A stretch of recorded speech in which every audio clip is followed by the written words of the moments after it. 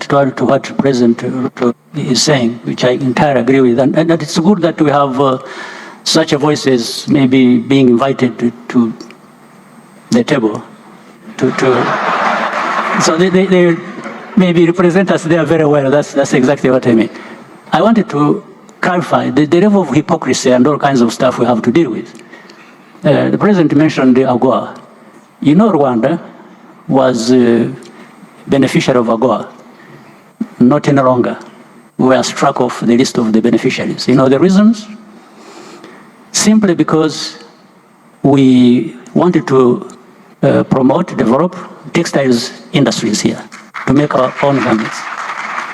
And by doing that and encouraging the industries to develop, we said we do not want to have second-hand clothes being dumped here in thousands of tons.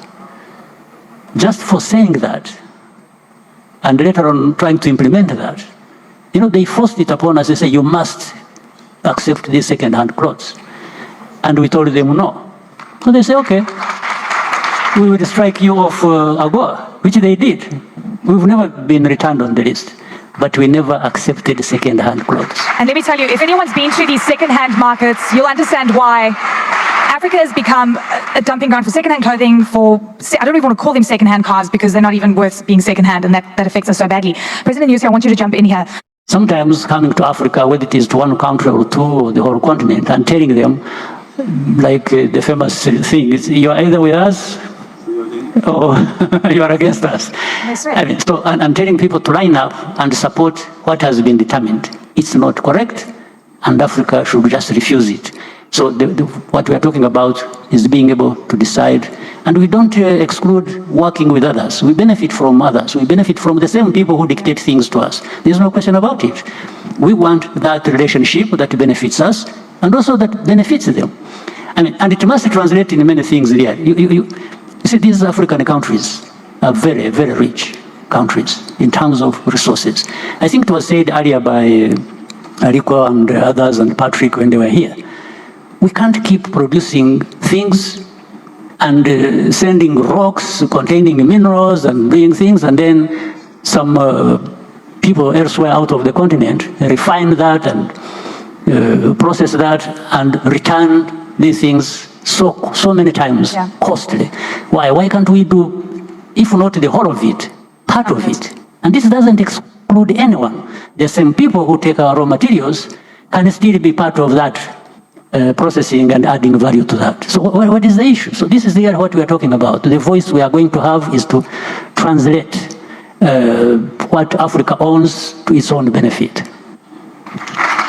Yes, before they sign. And how do you ensure that you don't sign bad deals? Because we sign bad deals. Right. The risk profile for Africa is deliberately exaggerated. To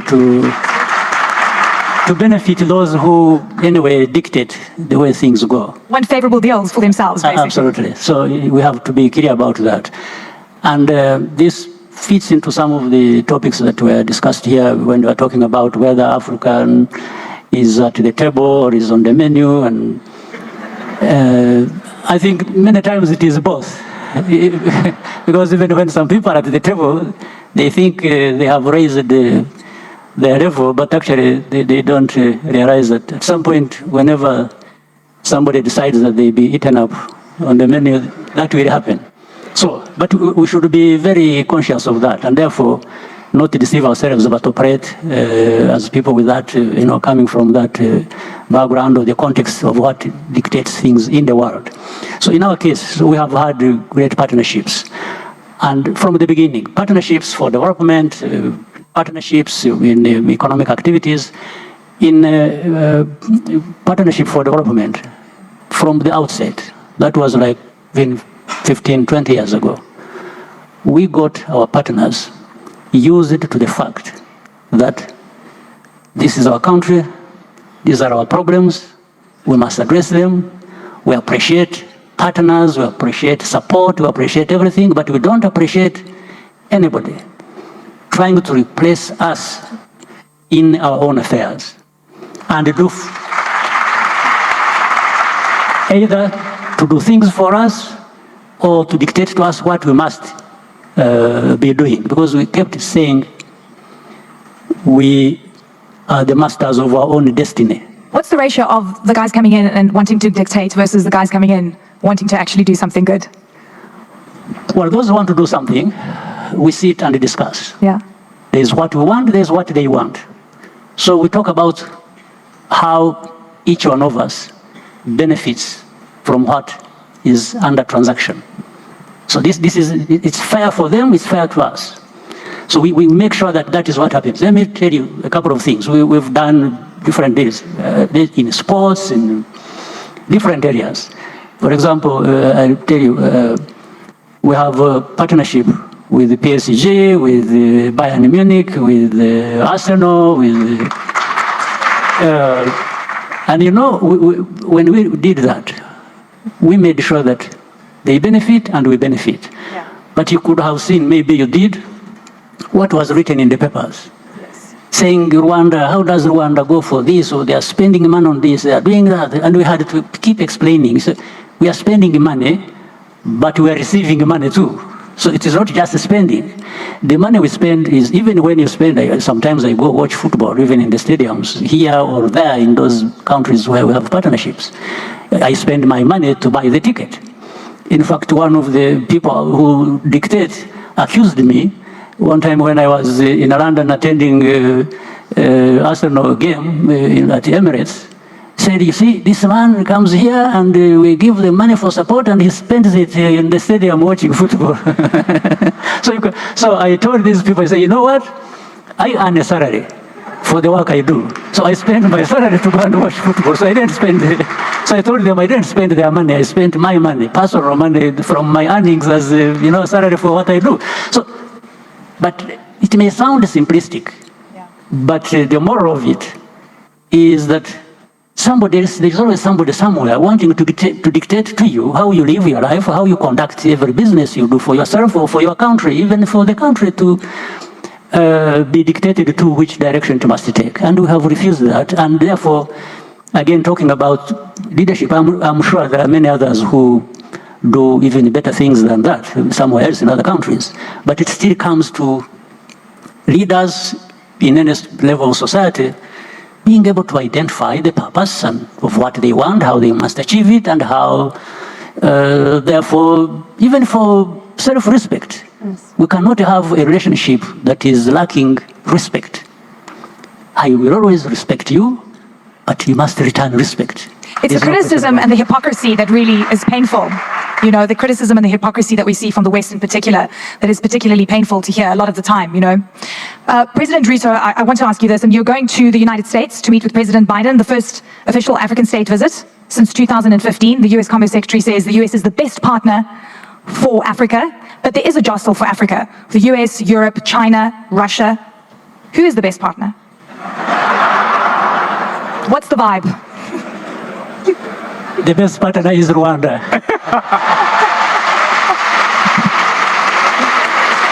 No. Ruto is Africa. It's not Rwanda, or it's Africa. Okay. I don't think I have to answer that question. It's been answered. Both by President Outside Kagame. African borders, who's the best partner? So, in the context of what we have said here, the best partner for us is the one that accepts to have a deal that is a win-win. We must continuously, in whatever engagement, we must keep our interests at the center of our focus. But that hasn't been the case. We win-lose. We sign up assets and commodities as collateral a lot of the time. And when is that going to change? If we sign a bad deal, we must not finger point. It is up to us to make sure that we don't sign bad deals for our people. You know? And I agree with President Kagame, this mentality of victimhood, that you make a mistake and then you want to blame somebody else. It's not right. I mean, we must say no if the answer is no. And we must be firm to say this cannot continue.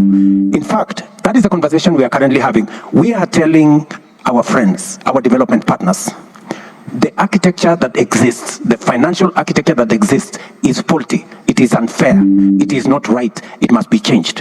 When we started that conversation, it looked weird. Today, they have come to the table accepting what they did not believe in the past. Today, they agree with us that the current international financial architecture is faulty, it is unfair, it must be fixed. It is one of the conversations I'll be having with President Biden. Because the US has a lot of say on the current international financial architecture. You're not going to like this question. What if President Trump becomes president again? He eroded the relationship with Africa. We will have a conversation with President Trump. Okay. When he comes into office. If he comes into office, we are talking to the President of the United States, whoever that is. Because it's policy considered. And we are saying, we are not making a policy for a moment. We want to have a conversation as a continent. And for your information, if you have followed my language, yes, it's about Kenya. But it's in the context of us being Africans. And it's a context of Africa. We will be having conversation about the Africa Growth and Opportunities Act, the AGOA, that gives us duty-free, quota-free access to the American market with our goods. That is one of the conversations I'm going to have with the Congress for the extension of AGOA so that we can leverage on that agreement to be able to create jobs in our continent, add value to our products, and have access to the American market. Among the conversations we're going to have is about peace, security, and stability. We have seen the US, we have seen Europe spend billions in Gaza, billions in Ukraine. Have you seen billions in Africa? No, I have not. So this is the conversation we want to have. I mean, we have issues in Eastern DRC. We have issues in Somalia. We have issues in Sudan. We believe that a proper partnership should be structured between Africa through the AU, with the US, with the EU, on how stability matters wherever that is. And it matters whether it is in Africa, or it is in Gaza, or it is in Ukraine, it is about people. And there are no better people than others. We're all human beings. You know? It is, for example, the reason why Kenya is going to participate in securing Haiti, because we are a responsible global citizen. Kenya has participated in peacekeeping for the last 40 years. We have been in 49 countries, just like Rwanda have. And therefore, when called upon to support humanity, we must show up. And so does others need to show up where we are concerned. And they have not shown up for a long time, President Kagame. No, there are problems that we have to tackle on our African continent. There are many problems across the world.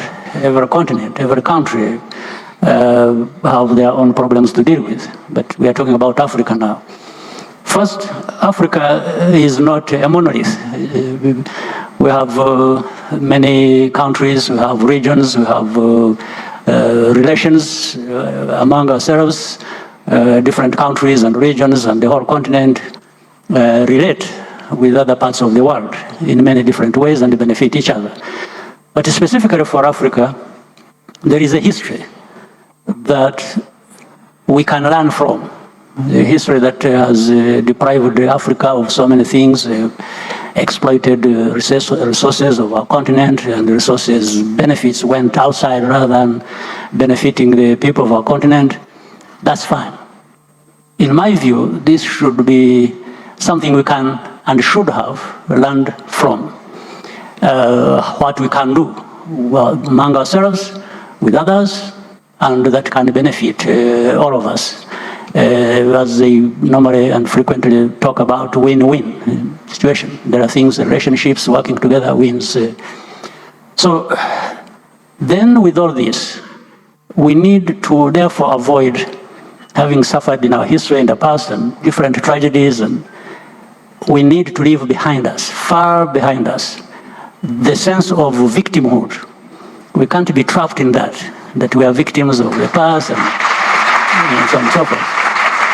So we just need to seize the moment, because we really have everything that should do us proud, whether it is the resources, natural resources, or human capital, or all kinds of things. So having said all that, we see problems everywhere, also in different parts of our continent. And there is poverty that shouldn't be here after so many decades, after this tragic history I was talking about in different parts. And if we look at ourselves in comparison with other parts of the world, there are certain African countries or regions that were better off than other countries on other continents, let's say 50 years ago. And now what has happened on our continent, there has been either stagnation or reversal of the gains we should have been making or had made. And these countries that were so much behind us are hundreds of times better than us. So there is a question you must answer, certainly. That comes down to leadership, though, doesn't it? It does. It does. It Okay. does. I was just telling this story so that I talk about leadership in conclusion. I was giving a background. So what is lacking, therefore? What is it? Indeed, there is that leadership. There is that unity around the purpose. There is, taking the opportunity that is before us and translating it into the aspirations, the needs of what people are capable of in the first place. So this requires leadership, it requires governance, it requires accountability, it requires assessing and challenging ourselves and holding us, ourselves accountable in case you expected something out of your effort and it is not there. We should be able to say why.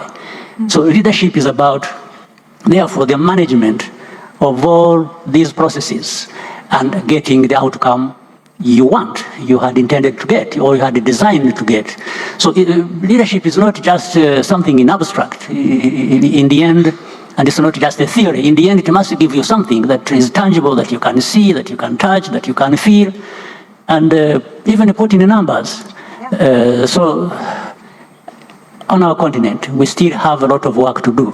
And it doesn't serve us well that we blame each other or we point fingers. But no, the fact is, for us being able to simply seize the moment and to do what we ought to do to deliver for our people and therefore the whole continent. Brilliant, Mr. President. Seizing the moment as part of that, it sort of reminds me of the story that Alaji was saying about, the change of goalposts. They suddenly change the goalposts and you're trying to strike and things have changed again. And as to what President Kagame was talking about having that strong voice, the leadership that we need, is it about having a unified African voice? We're a big continent, very diverse. Do we need that unified voice? President Kagame was leading reforms at the AU. You've now taken on that role. Is it the AU? Is it another institution? Is it individual countries? Is it regional bodies? Thank you. Thank you very much, and thank you very much for inviting me to this forum. I got a letter from my brother, President Kagame, and I'm very happy to be here. I think it's a combination. I think leadership starts from where you are. Starts from your family all the way. So let me say this, and I quite agree with what President Kagame has said. It boils down to leadership. China, 35 years ago, was not where it is today. In 35 years, today China is the second largest economy in the world. It's because of leadership, it's because of decision making. And leadership is about decision making. Leading is about making the right decisions. And always, I am challenged. Because when I make right decisions, people always tell me, you have to think about your re-election. And do you? Does that take that into consideration? And I keep reminding them that I was not elected to be re-elected. I was elected to transform the country. Hey, let me ask you this.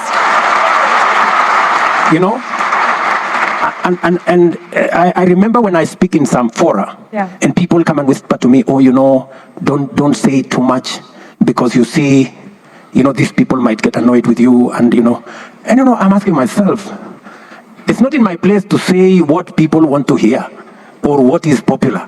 It is my position to say what is right. And what is right is not necessarily popular. Yes. And it is the conversation. That's very. It is the conversation we're having in Kenya. Let me give you two examples. When I came into office, I told the people of Kenya, our savings as a percentage of GDP is around 10-11%. Other countries are in the region of 40, 50. China is at 55% percentage of saving. We were saving 200 shillings every month, every Kenyan, in our National Social Security Fund. I said we must change this. We changed it.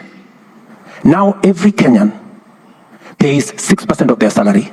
Their employer pays 6% of their of an equivalent into our savings. And I promise you, what is happening now is that our social security fund, which is about 320 billion Kenya shillings now, we are going to double it, and we have saved that 320 in 60 years. But we are going to double it in 4 years because of the decision we have made. You've had to take tough decisions. Let me tell you one more thing. Okay. We agreed with the people of Kenya that housing is a problem. We have 7 million Kenyans living in slums. We have 1,410 slums in Kenya. People living in squalor, without water, without electricity, without anything. And I said, we must have a paradigm shift. Everybody agrees that we need to invest in housing. In fact, let me tell you this. Both the manifesto of the party I lead and the manifesto of my challenger, both of them had housing. But when it came to implementation, the uproar was unbelievable. But I said, people, we had this in our manifestos. We're going to implement. Let me tell you the good news. We have now 120,000 housing units under construction in Kenya. It is my intention to get 1 million Kenyans homeowners in the next 5 years. That is a function of decision making. That's a function of leadership. And finally, my brother Paul Kagame has done a wonderful job on the reform of the AU. He handed over his notes to me. I intend not to let down my brother. This AU, we are going to reform it. And we are going to make AU a fit-for-purpose organization so that we can sort out the things Ali Dangote is talking about, so that we can have clarity in where we want to go. We can get the Africa Continental Free Trade Area moving and being a reality, so that our business people can trade across this continent, so that we can move across this continent. President Kagame has removed visa for people coming to Kenya, for people coming to Rwanda. I have done the same, and I like what I heard from my good brother from Kenya. He said in Nigeria they pay $230 US. Yeah. You pay ATA only $30 and you pay it online.